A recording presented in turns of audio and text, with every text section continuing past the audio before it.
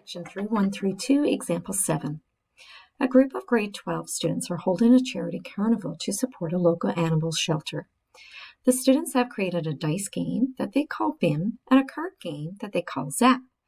The odds against winning BIM are 5 to 2, and the odds against winning Zap are 7 to 3.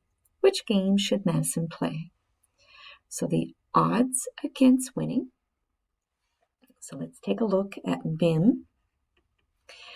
The odds against winning are 5 to 2. Odds against are unfavorable outcomes.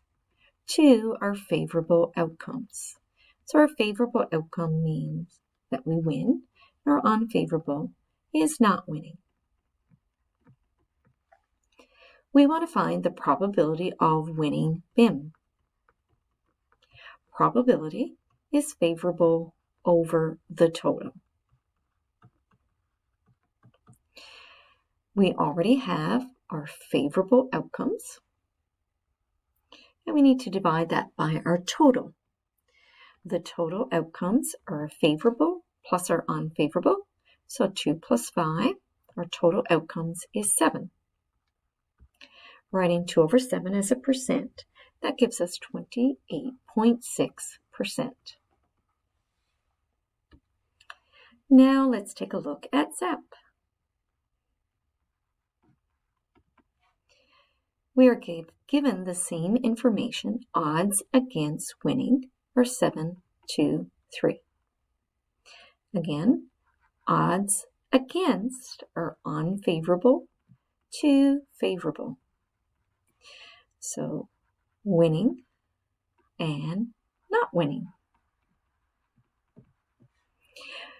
We want to look at the probability of winning Zap. Favorable over total. We are given our favorable outcomes for Zap is 3. And our total outcomes are favorable plus our unfavorable. 3 plus 7, there are 10 total outcomes. So again, 3 divided by 10, written as a percent, is 30%.